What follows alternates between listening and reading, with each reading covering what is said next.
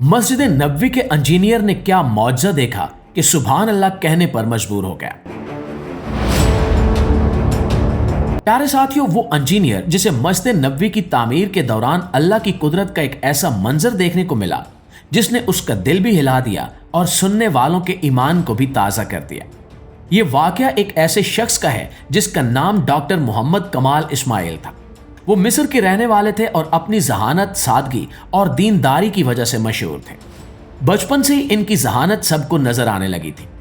कम उम्री में ही इन्होंने अपनी तालीम मुकम्मल कर ली और इंजीनियरिंग के मैदान में बहुत बड़ा नाम पैदा किया। इन्होंने यूरोप की बड़ी यूनिवर्सिटियों से आला तालीम हासिल की और इस्लामी तर्ज तामीर पर बहुत अहम प्रोजेक्ट मुकम्मल किए।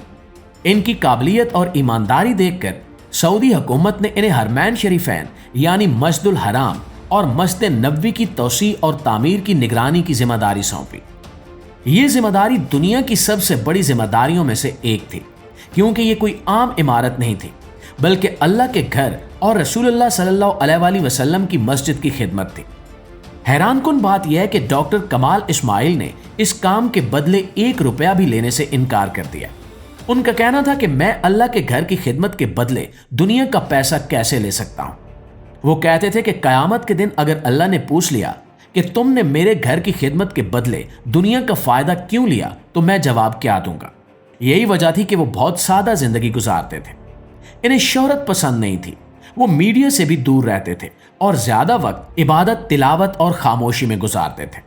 जब मस्जिद नबवी की तौसीह का मंसूबा शुरू हुआ तो सऊदी बादशाह ने डॉक्टर कमाल इस्माइल से कहा कि मस्जिद के सहन में वही खास संगमरमर इस्तेमाल किया जाए जो पहले भी इस्तेमाल हुआ था। दोस्तों, ये संगमरमर आम पत्थर नहीं था बल्कि एक खास किस्म का मार्बल था जो गर्मी में भी ठंडा रहता है। लाखों लोग इस पर चलते हैं मगर फिर भी इसमें ठंडक बरकरार रहती है। ये कीमती मार्बल लुबनान के पहाड़ों से निकलता था और बहुत कम मिकदार में मिलता था।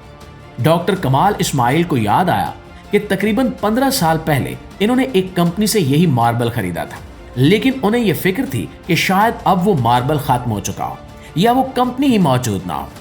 वो उम्मीद के साथ उस कंपनी के दफ्तर पहुंचे और जब वहां मालूमात हासिल की गई तो मालूम हुआ कि वो मार्बल तो कई साल पहले फरोख्त हो चुका है। ये सुनकर डॉक्टर साहब को बहुत अफसोस हुआ, लेकिन जाते जाते उन्होंने कंपनी के दफ्तर में मौजूद अमले से कहा कि अगर मुमकिन हो तो ये मालूम करें कि वो मार्बल किसने खरीदा था। अगले ही दिन इन्हें फोन आया कि जिस कंपनी ने वो मार्बल खरीदा था वो सऊदी अरब में ही मौजूद है। डॉक्टर कमाल इस्माइल फौरन उस कंपनी के मालिक से मिलने पहुंचे। जब उन्होंने पूछा कि वो मार्बल कहां इस्तेमाल हुआ तो हैरत अंगेज जवाब मिला। नाज़रीन, कंपनी के मालिक ने बताया कि वो कीमती सफेद मार्बल आज तक गोदाम में रखा हुआ है और इसे कहीं इस्तेमाल नहीं किया गया। 15 साल गुजर गए मगर किसी ने इसे हाथ तक नहीं लगाया। ऐसा लगता था जैसे वो मार्बल इसी दिन का इंतजार कर रहा था जब उसे मस्जिद नबवी में लगाया जाएगा। ये सुनकर डॉक्टर कमाल की आंखों से आंसू बहने लगे। इन्हें महसूस हुआ कि ये अल्लाह की तरफ से एक खास इंतजाम है और किसी मौजज़े से कम नहीं है। उन्होंने कंपनी के मालिक को एक खाली चेक दिया और कहा कि इसमें जो कीमत चाहे लिख लें, मगर कंपनी के मालिक ने भी बड़ी आजी दिखाई और कहा कि अगर ये मार्बल मस्जिद नबवी के लिए है तो ये हमारे लिए भी एजाज की बात है।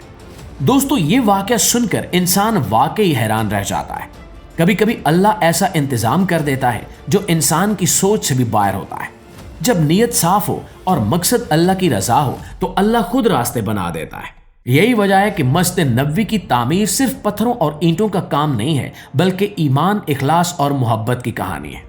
ये वही मस्जिद है जिसकी बुनियाद खुद रसूलुल्लाह सल्लल्लाहु अलैहि वसल्लम ने अपने मुबारक हाथों से रखी थी। जब आप सल्लल्लाहु अलैहि वसल्लम मदीना तशरीफ लाए तो आपकी ऊंटनी एक जगह जाकर रुक गई और उसी जगह को मस्जिद के लिए मुंतखब किया गया।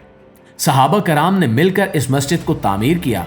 बाद में खुलफाए राशिदीन ने भी इसी अंदाज में इसकी तौसीह की ताकि मस्जिद की असल रूह बरकरार रह सके। आज भी जब दुनिया भर से मुसलमान मदीना मुनव्वरा जाते हैं तो मस्जिद नबवी में कदम रखते ही दिल पर एक अजीब सुकून उतरता है। लाखों लोग वहां नमाज पढ़ते हैं, दुआ करते हैं और अपने गुनाहों की माफी मांगते हैं।